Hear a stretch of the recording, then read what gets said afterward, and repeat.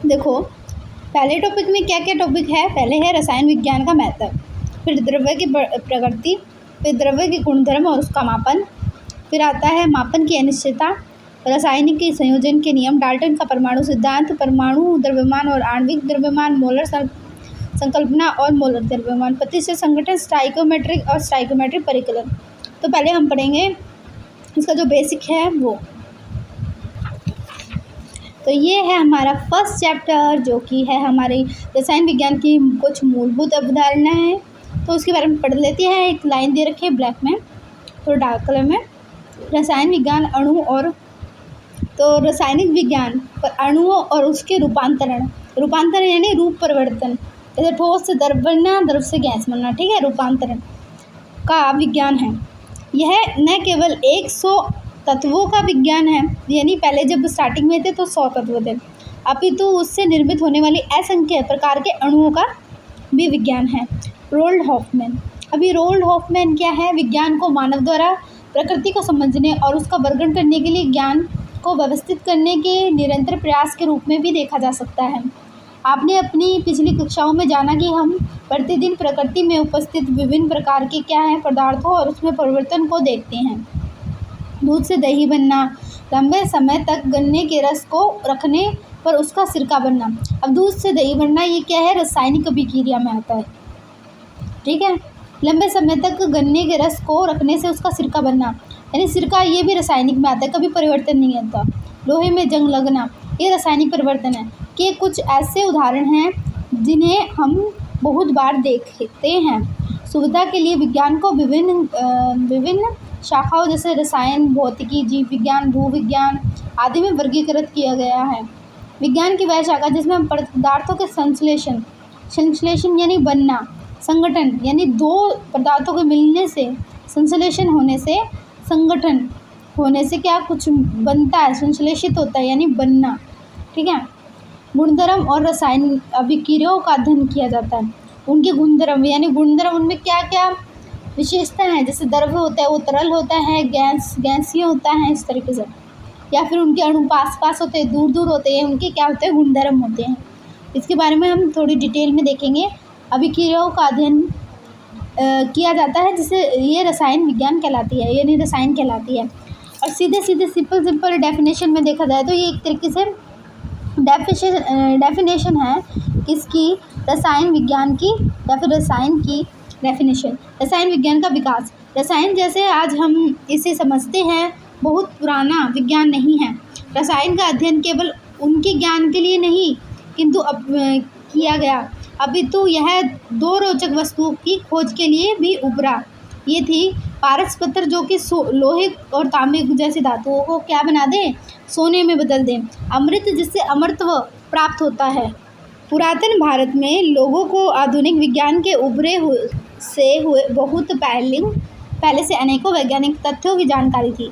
वह यह ज्ञान का उपयोग करके विभिन्न क्षेत्रों में करते थे, मतलब इस ज्ञान का जो उपयोग है वो विभिन्न क्षेत्रों में करते थे। रासायन विज्ञान विकास प्रमुखतः 1300 से 1600 शताब्दी में कीमिया, एल्कीमी और औषध रसायन के रूप में हुआ। आधुनिक रसायन ने 18वीं शताब्दी में यूरोप में कुछ एल्केमी परंपराओं के पश्चात आकार प्राप्त किया, जो कि यूरोप में अरबों द्वारा चलाई गई थी। दूसरी संस्कृतियों में, विशेषकर चीनी और भारत में, अपनी अलग एल्केमी परंपराएं थी, जिसमें कि रासायनिक प्रक्रम और तकनीकी की जानकारी अधिक थी। पुरातन भारत में रसायन को रसायन शास्त्र, रस तंत्र, रस क्रिया तथा रस विद्या भी, इसमें क्या है, धातु कर्म, औषध, क्रांतिवर्धक और कांच रंजक इत्यादि सम्मिलित थे। सिंध में मोहनजोदड़ो और पंजाब में हड़प्पा में की गई जो योजनाबद्ध खुदाई से यह सिद्ध होता है कि भारत में रसायन के विकास की कहानी बहुत पुरानी है। पुरातात्विक परिणाम से पता चलता है कि निर्माण के लिए पक्की ईंटों का उपयोग होता था और मिट्टी के बर्तन का उत्पादन अधिक मात्रा में किया जाता था। इसे प्राचीनतम रासायनिक प्रक्रम माना जा सकता है। इसमें वांछनीय गुण प्राप्त करने के लिए पदार्थों को मिलाकर ढाला और अग्नि द्वारा गर्म किया जाता है। मोहनजोदड़ो में गलेज किए गए मिट्टी के बर्तन के अवशेष प्राप्त हुए हैं। निर्माण कार्य में जिप्सम सीमेंट का उपयोग किया गया है, जिसमें चूना, रेत और सूक्ष्म मात्रा में कैल्शियम कार्बोनेट भी मिलाया गया है। हड़प्पा के लोग यानी फैंस बनाते थे, जो कि एक प्रकार का कांच है जिसका उपयोग आभूषणों में किया जाता था। वह शीशा, चांदी, सोना और तांबे जैसी वस्तुओं को पिघलाकर और फोर्जन द्वारा विभिन्न प्रकार के वस्तुएं बनाते थे। वह टीन और आर्सेनिक मिलाकर शिल्प बनाने के लिए तांबे की कठोरता सुधारते थे। दक्षिण भारत में मस्की, जो कि 1000 से 900 शताब्दी पूर्व तथा उत्तर भारत में हस्तिनापुर और तक्षशिला 1000 से 200 साल पुराना है, में कांच की वस्तुएं प्राप्त हुई। कांच और गलेज को रंगने के लिए धातु के ऑक्साइड मिलाए जाते थे। भारत में तांबे के धातुकरण का प्रारंभ उपमहाद्वीप में ताम्र युग के प्रारंभ से ही शुरू हो गया था। अनेक पुरातात्विक प्रमाण है जिसमें कि इनका मत को बल मिलता है कि तांबे और लोहे के निष्कर्ष की तकनीकें भारत में भी विकसित हुई थी। ऋग्वेद के अनुसार 100 से 400 शताब्दी पूर्व में चर्म संस्करण और कपास को रंगने के लिए कार्य होता था। उत्तर भारत के काली पॉलिश वाले मिट्टी के बर्तन की सुनहरी चमक को दोहराया नहीं जा सका और यह अब भी एक रासायनिक रहस्य है। इन बर्तनों से पता चलता है कि भट्टियों का ताप कितनी दक्षता से नियंत्रित किया जाता था। कौटिल्य के अर्थशास्त्र में समुद्र से लवण प्राप्त करने का वर्णन पुराने वैदिक साहित्य में वर्णित अनेकों पदार्थ और कथन आधुनिक विज्ञान की खोज में मेल खाते हैं। तांबे के बर्तन लोहा, सोना, चांदी के आभूषण और टेराकोटा तस्तरियाँ तथा चित्रकला किए हुए मिट्टी के स्लेट बर्तन उत्तर भारत के बहुत से पुरातात्विक स्थलों पर प्राप्त हुए हैं। चरक संहिता शार्कों का महत्व समझाया गया है। चरक संहिता में पुरातन काल के उन भारतीयों का उल्लेख है जिसमें सल्फ्यूरिक अम्ल, नाइट्रिक अम्ल और तांबे, टीन और जस्ते के ऑक्साइड, तांबे जस्ते और लोहे के सल्फेट एवं शीशे तथा लोहे कार्बोनेट बनाता है। रसोपनिषद में बारूद बनाने का विवरण, तमिल साहित्य में भी गंधक, चारकोल, साल्टपीटर यानी पोटेशियम नाइट्रेट, पारा और कपूर के उपयोग से पटाखे बनाने का विवरण भी किया गया। नागार्जुन एक महान वैज्ञानिक हुए हैं, भारतीय वैज्ञानिक हुए हैं। वह एक विख्यात रासायनिक, एल्केमिस्ट तथा धातु विज्ञानी थे। उनकी रचना रत्नाकर पारे के यौगिक से संबंधित है। उन्होंने धातु जैसे सोना, चांदी, टीन और तांबे के निष्कर्ष की भी विवेचना की है। 800 जो शताब्दी है के आसपास एक पुस्तक रसार नवम आई। इसमें क्या है, विभिन्न प्रकार के भट्टियों, अवनों और क्रूसवलों के अलग अलग उद्देश्य के लिए उपयोग की विवेचना की गई है। उसमें उन विधियों का विवरण दिया है जिसमें ज्वाला के रंग से धातु को पहचाना जा सकता है। कक्रपाणी ने म्यूक्रिक सल्फाइड की खोज की। ये इम्पोर्टेंट है। कक्रपाणी जो था उसने म्यूक्रिक जो सल्फाइड है उसकी खोज की। साबुन की खोज का श्रेय भी इन्हीं को जाता है। उन्होंने साबुन बनाने के लिए सरसों का तेल और उसमें शाहरुख का उपयोग किया। भारतीयों ने 18वीं शताब्दी में साबुन बनाना प्रारंभ कर दिया था। साबुन बनाने के लिए अरंड का तेल, महुआ के बीज और कैल्शियम कार्बोनेट का उपयोग किया जाता था। अजंता और एलोरा की दीवारों पर पाई गई चित्रकारी, जो कि अनेकों वर्ष बाद भी नई जैसी दिखाई देती है, पुरातन भारत में विज्ञान का ज्ञान शिखर पर होना सिद्ध करती है। 12 मील की बृहद संहिता, जैसे 6वीं शताब्दी सेंचुरी में लिखा गया था, एक प्रकार का विश्वकोश है। इसमें दीवारों, छतों, घरों और मंदिरों पर लगाए गए रसादार पदार्थ को बनाने की जानकारी। इसे केवल पौधे, फलों, बीज और छालों से रस बनाया जाता है, जिसे उबालकर एक गाढ़ा करने के बाद उसमें कई प्रकार के रेजिन मिलाए जाते हैं। ऐसे पदार्थों का वैज्ञानिक तरीके से परीक्षण करने के पश्चात उसकी उपयोगिता का आकलन करना रोचक होगा। अर्थवेद 1000 साल पुरानी, जैसे कि कई प्रतिष्ठित ग्रंथों में रंजकों का वर्णन किया गया है, जिसमें हल्दी, मंदेर, सूरजमुखी, हरताल, करमीज और लाख शामिल है।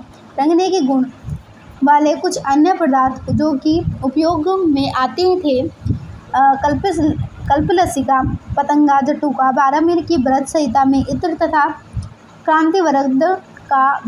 कांतिवर्धक है, उसका उल्लेख भी मिलता है। केश रंगने का रंग बनाने के लिए पौधा जैसे कि नील तथा खनिज जैसे लोहा चूर्ण, काला लोहा या स्टील तथा चावल के खट्टे दलिया का अम्लीय सत्व उपयोग किया जाता था।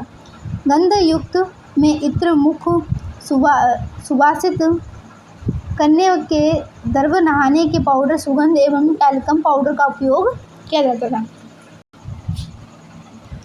भारत में इस अवधारणा का आगमन कि द्रव्य अविभाज्य कणों से मिलकर बना होता है शताब्दी पूर्व की अंतिम सदी में दार्शनिक चिंतन के बाद एक भाग की तरह हुआ, यानी 600 शताब्दी पूर्व में जन्मे आचार्य कणाद, जिसका वास्तविक नाम कश्यप था, परमाणविक सिद्धांत के प्रस्तावक थे। उन्होंने अति सूक्ष्म अविभाज्य कणों के सिद्धांत का प्रतिपादन किया। इन कणों को उन्होंने परमाणु एटम के समतुल्य नाम दिया। उन्होंने वैश्विका सूत्र पुस्तक नाम लिखी। उनके अनुसार सभी पदार्थ छोटे छोटे इकाइयों का समूह है। ऐसे परमाणु एटम कहते हैं। यह अनादि अनंत अविभाज्य गोलाकार अति गुणकारी तथा मूल अवस्था में गतिशील होते हैं। उन्होंने स्पष्ट किया कि इस अकेली इकाई का बोध मनुष्य की किसी भी ज्ञानेंद्रिय द्वारा नहीं होता। कणाद ने यह भी कहा कि परमाणु अनेक प्रकार के होते हैं और पदार्थ के विभिन्न वर्गों के अनुसार उनमें भी विभिन्नता होती है। उन्होंने कहा कि अन्य संयोजनों के अतिरिक्त 2 या 3 परमाणु भी संयोजित हो सकते हैं। उन्होंने इस सिद्धांत की अवधारणा जॉन डाल्टन 1844 से लगभग 2500 वर्ष पूर्व दे दी थी। चरक संहिता भारत का सबसे पुराना आयुर्वेद का ग्रंथ है। इसमें रोगों के उपचार का विवरण दिया है। कणों के आकार को छोटा करने की संकल्पना की विवेचना चरक संहिता में स्पष्ट रूप से की गई है। कणों के आकार को अत्यधिक छोटा करने को नैनो टेक्नोलॉजी कहते हैं।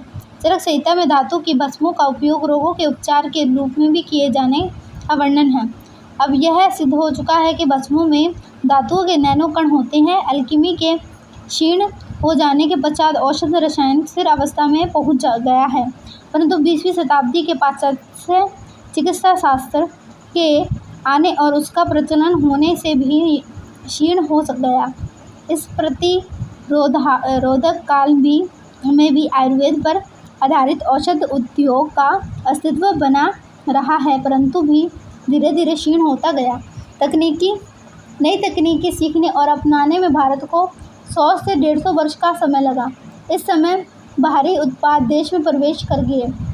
परिणामस्वरूप देशित परंपरा तकनीकी धीरे धीरे कम हो गई। भारतीय पटल पर आधुनिक विज्ञान 19वीं शताब्दी के अंतिम भाग में उभरा। 19वीं शताब्दी के मध्य तक यूरोप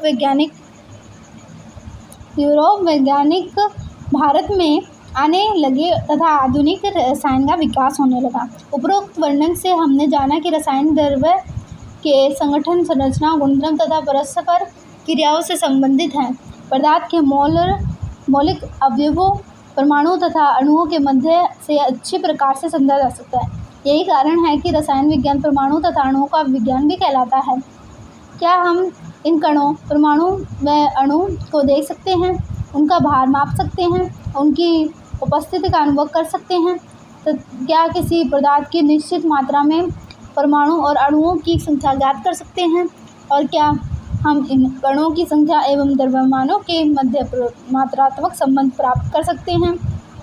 इस एकक में हम ऐसे ही इन प्रश्नों के उत्तर जानेंगे। इसके अतिरिक्त हम यहाँ पर यह भी वर्णन करेंगे कि किसी पदार्थ के भौतिक गुणों को उपरोक्त इकाइयों की सहायता से मात्रात्मक रूप में से किस प्रकार दर्शाया जा सकता है।